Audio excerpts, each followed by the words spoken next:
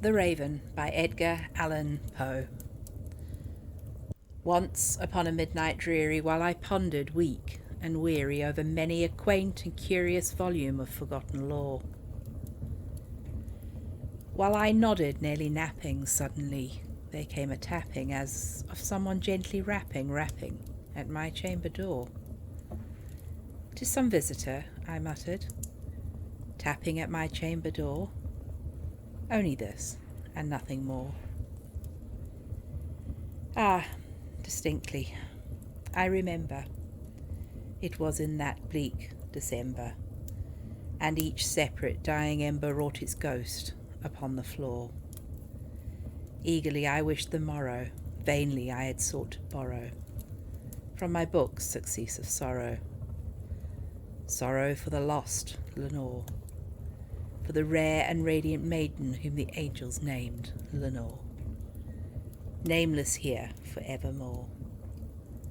And the silken, sad, uncertain rustling of each purple curtain thrilled me, filled me with fantastic terrors never felt before, so that now to still the beating of my heart I stood repeating, "'Tis some visitor entreating entrance at my chamber door, some late visitor entreating entrance at my chamber door. This is it, nothing more." Presently my soul grew stronger, hesitating then no longer. "Sir," said I, or madam, truly your forgiveness I implore, but the fact is I was napping, and so gently you came rapping, and so faintly you came tapping at my chamber door, that I scarce was sure I heard you. Here, I open wide the door, darkness, there, and nothing more." Deep into that darkness peering, long I stood there wondering, fearing, doubting, dreaming dreams no mortal ever dared to dream before. But the silence was unbroken, and the stillness gave no token, and the only word there spoken was the whispered word, "Lenore." "This," I whispered, and an echo murmured back the word, "Lenore." Merely this, and nothing more. Back into the chamber, turning all my soul within me burning, soon again I heard a tapping somewhat louder than before. "Surely," said I, "surely that is something at my window lattice. Let me see, then, what thereat is, and this mystery explore. Let my heart be still a moment, and this mystery explore. 'Tis the wind, nothing more."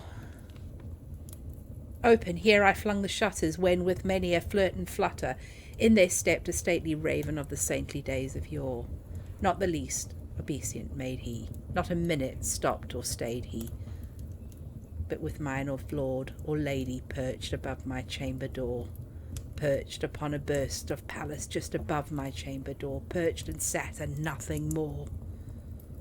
Then this ebony bird beguiled my sad fancy into smiling, by the grave and stern decorum of the countenance it wore.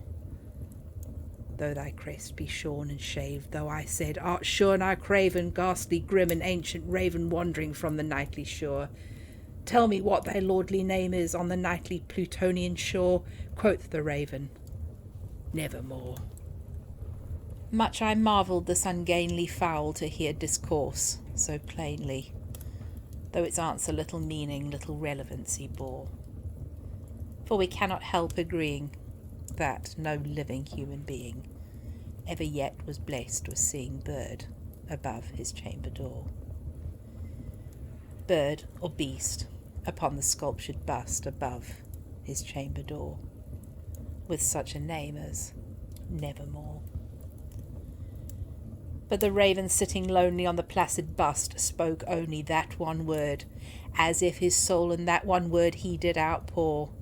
Nothing further then he uttered, not a feather then he fluttered, till I scarcely more than muttered, "Other friends have flown before, on the morrow he will leave me as my hopes have flown before."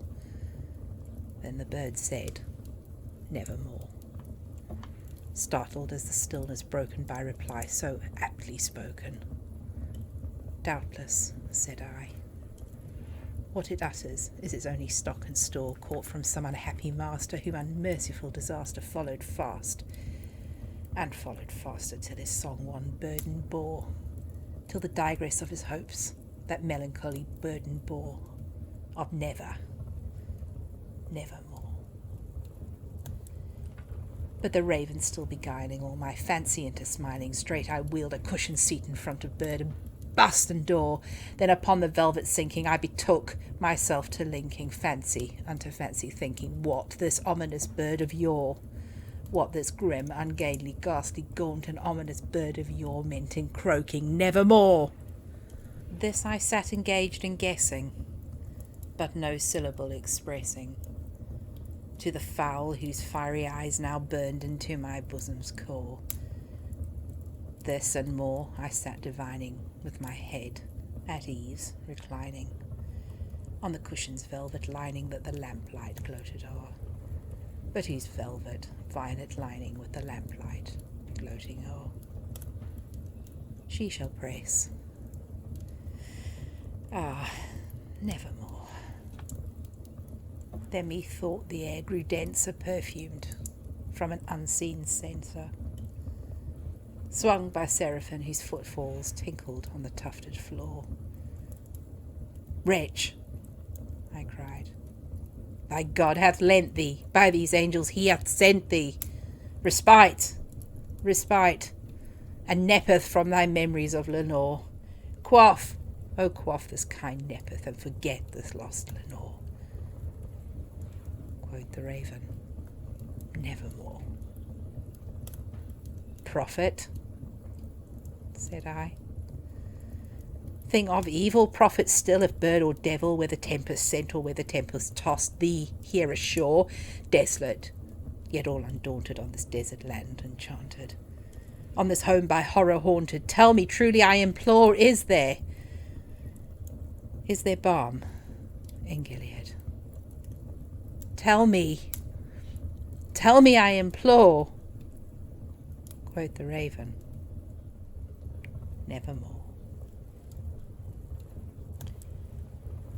Prophet, said I, thing of evil, prophet still, of bird or devil,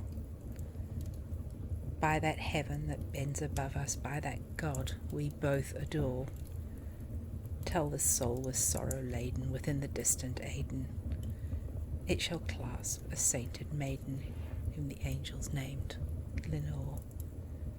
Clasp a rare and radiant maiden whom the angels named Lenore.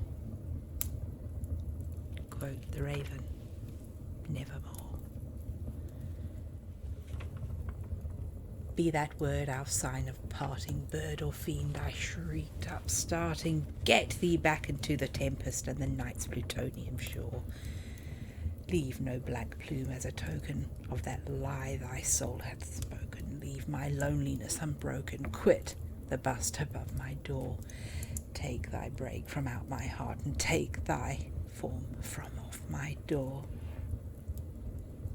Quoth the raven, nevermore. And the raven, never flitting, still is sitting